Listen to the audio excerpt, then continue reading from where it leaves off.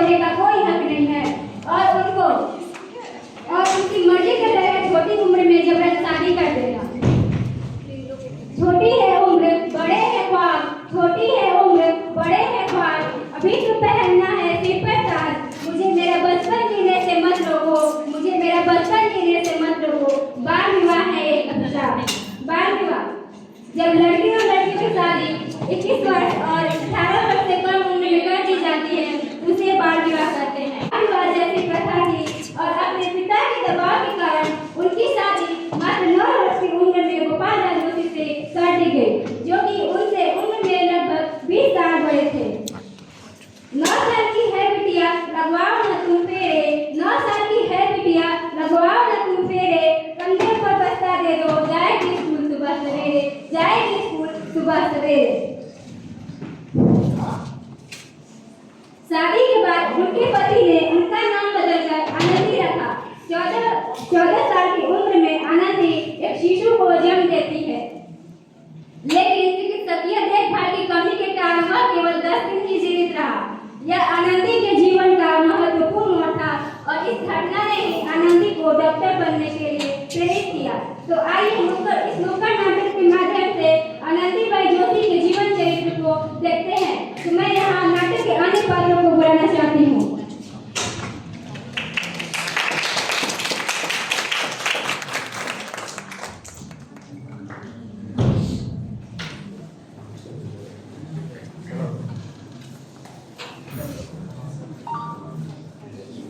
आप इतने परेशान क्यों लग रहे हैं? परेशान तो रहूंगा ना पार्वती, आखिरकार एक बेटी का बाप जो ठहरा पार्वती, अब उसके हाथ पीले करने का समय तो आ गया है। लेकिन अभी हमारे आनंदी तो सिर्फ 9 साल की है, अभी तो उसके खाने पीने और पढ़ने लिखने के दिन हैं। देख पार्वती, लड़कियां पढ़ाई धन होती है, उन्हें जितनी जल्दी घर से विदा कर दे उतना ही अच्छा है। और हाँ, उसकी पढ़ाई कल से बंद। पर बाबू, इसमें मेरी क्या गलती है? आप मुझे पढ़ाई करने क्यों नहीं देते? गलती तेरी यही है कि तू एक लड़की है, अगर लड़का होती तो क्या बाबू, लड़का होती तो क्या? ये लड़की ज्यादा जुबान है तो जुबान हलक से खींच के बाहर निकाल दूंगा। पर बाबू, अभी तो मैं पढ़ लिख कर कुछ बनना चाहती हूँ, मेरी पढ़ाई ना रोको। देख आनंदी, अगर तुझे पढ़ना है तो पढ़, लेकिन सारी उम्र अपने बाप के छात्र में बैठ के बोझ मत बन। पर बाबू, अभी तो मेरी उम्र पढ़ने लिखने की है, मुझे पढ़ लिख कर डॉक्टर बनना है। पढ़ाई पढ़ाई पढ़ाई, आज तो तेरी किताबों को काम तमाम कर नहीं छोड़ूंगा। ये ले। नहीं बाबू, मत फाड़ो बाबू, मत फाड़ो। हट छोड़ी। नहीं बाबू, ये तुमने क्या कर दिया? तुमने इन किताबों को ही नहीं फाड़ा, मेरी किस्मत फाड़ दी, मेरी किस्मत। ये पढ़ाई सिर्फ छोरों के ही हाथ में अच्छी लगती है, ना कि लड़कियों के हाथ में। लड़कियों के हाथ में तो सिर्फ मेहंदियां अच्छी लगती है, सिर्फ मेहंदियां। पर बाबू, मैं लड़की हूँ तो क्या हुआ? लड़का और लड़की तो दोनों माता पिता के आंखें होती है। देख आनंदी, तू एहसान मान, अभी तक तू जिंदा है। कहीं बचपन में तेरा गला दबा कर मार दिया होता तो तेरी ये बकवास मुझे सुननी नहीं पड़ती। पर बाबू, मुझे चूल्हा जलाना अच्छा ना लगे। देख छोड़ी, तुझे चूल्हा जलाना जल्द से जल्द सीख लेना चाहिए, वो भी हाँ, कल के कल तेरा विवाह भी होगा। अबला जीवन हाय तुम्हारी यही कहानी, आंचल में है दूध और आंखों में पानी। मुझे माफ कर दे बेटी, मुझे माफ कर दे, तेरी पिता के जिद के आगे मेरी एक न चली। मुझे माफ कर दे मेरी बेटी, मुझे माफ कर दे।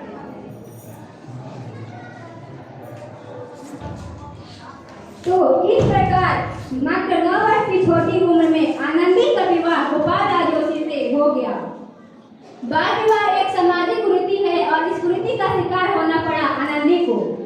अभी अभी तो हुआ है सवेरा, धूप तनिक बढ़ जाने दो, धूप तनिक बढ़ जाने दो, अभी भी आने की क्या जल्दी, अभी भी आने की क्या जल्दी, थोड़ा हमें भी पढ़ लिख जाने दो, थोड़ा हमें भी पढ़ लिख जाने दो। 5 वर्ष बाद आनंदी 14 वर्ष की हो गई। उसके घर एक शिशु ने जन्म लिया। देखते हैं आगे क्या होगा।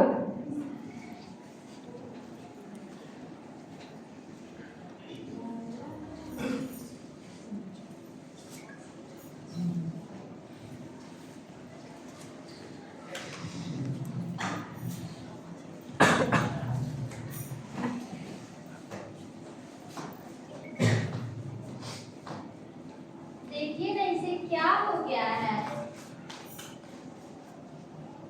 इसका माथा तो अंगार की तरह तप रहा है, इसे तो बहुत तेज बुखार है। आप भी ना कुछ भी बोलते हैं, दीजिए मुझे। माधव माधव, जल्दी आओ, बहन जी को बुलाओ। जी अब पूरा लगाता हूँ। ये तुम क्या कर रही हो आनंदी? भगवान की विभूति लगा रही हूँ। बस करो आनंदी, ये सब अंधविश्वास है। अरे आप यकीन तो कीजिए, भगवान की कृपा से इसका माथा ठंडा हो रहा है और बुखार भी उतर गया है ना बाबू? देखिए, दीजिए मुझे। उठो बाबू, आंखें खोलो, तुम्हें तुम्हारी माँ बुला रही है। उठो बेटा, आंखें खोलो। देखिए ना इसे क्या हो गया है, आंखें भी नहीं खोल रहा है। आनंदी, हमारा बेटा अब कभी आंखें नहीं खोलेगा। नहीं, ऐसा नहीं हो सकता। मेरे बेटे को मुझसे कोई नहीं छीन पागल मत सकता, बनो। कोई नहीं छीन सकता। माधव माधव, आनंदी पागल मत बनो।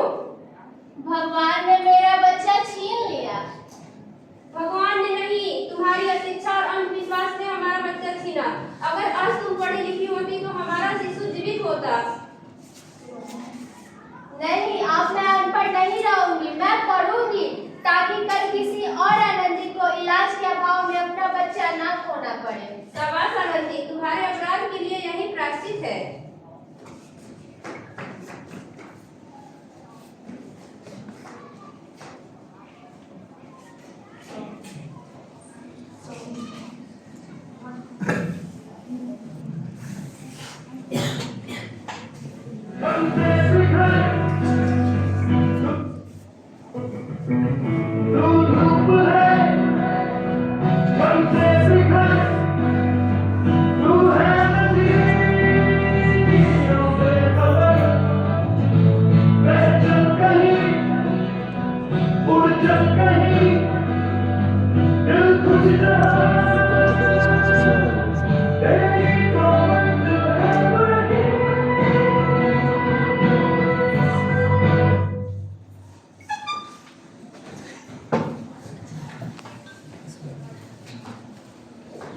आनंदी, तुम्हारे 12वीं का परिणाम आ गया। तूने पूरे कॉलेज में प्रथम स्थान अर्जित किया है।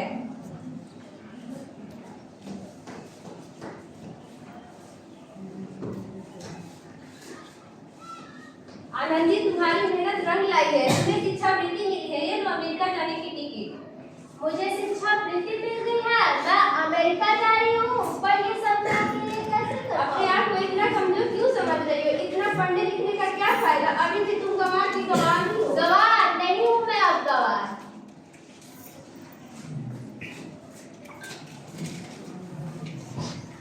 तो इस प्रकार 7 अप्रैल 1883 को आनंदी अमेरिका के पेंसिल्वेनिया के लिए रवाना हुई और 3 साल बाद उन्होंने डॉक्टर ऑफ मेडिसिन की उपाधि प्राप्त कर ली। इधर आनंदी के पिता की तबीयत बहुत खराब होती है। आगे क्या होता है देखते हैं।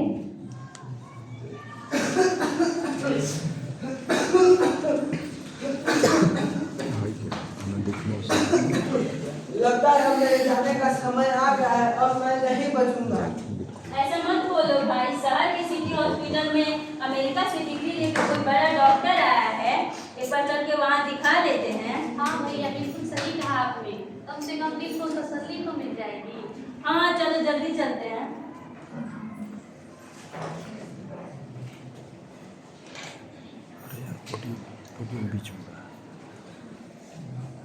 मरीज की हालत बहुत खराब है। कोई चमत्कार ही इसे बचा सकता है। अरे भाई ऐसा मत बोलिए, डॉक्टर साहब कब तक आएंगे?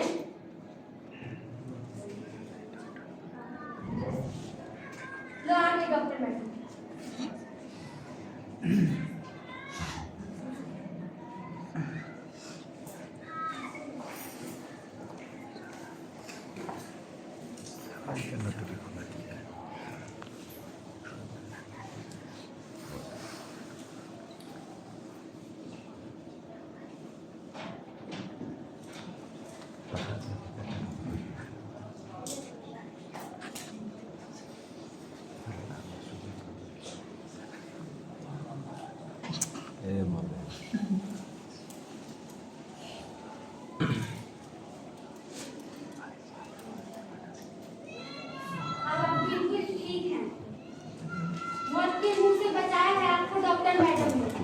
डॉक्टर साहब ने मुझे बता लिया, मुझे डॉक्टर साहब से मिलना है।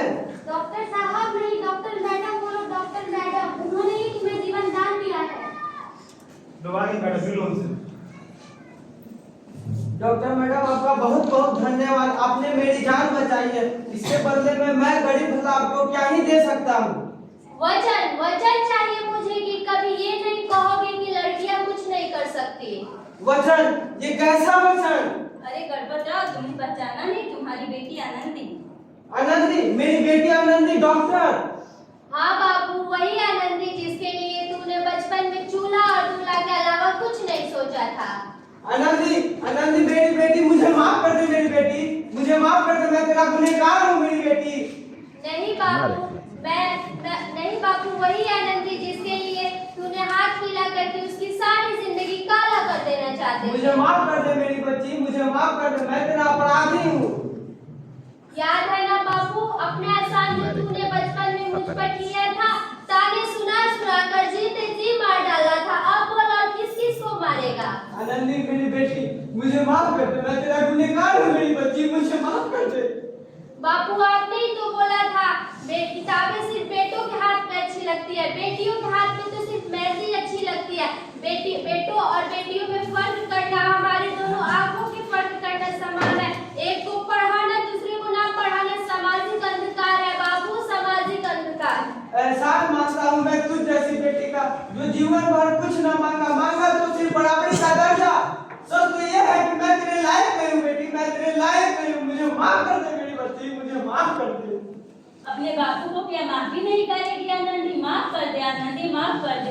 सुबह का फूला अगर शाम को घर लौट आए तो उसे फूला नहीं कहते हैं। बाबू,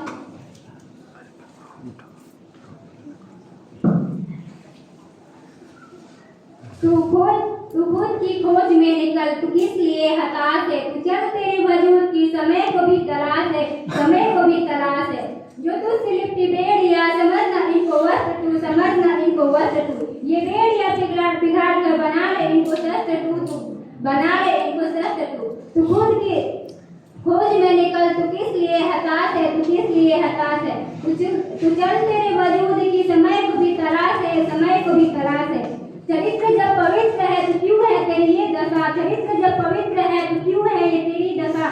ये पापियों को हक नहीं, ये ले परीक्षा तेरी, ये ले परीक्षा तेरी। तू खुद की खोज में निकल, तू किस लिए हताश है? तू किस लिए हताश है? तू चल, तेरे वजूद की, तू चल, तेरे वजूद की समय को भी तलाश है, समय को भी तलाश है। तू न उड़ा के ध्वज बना, तू न उड़ा के चिड़ैया नन्ही सी चिड़िया, कंगना में दिलवा डाले, अंधियारा है लगा और लहू देखना, किरणों के सिंके अंबर से उनके कंगना में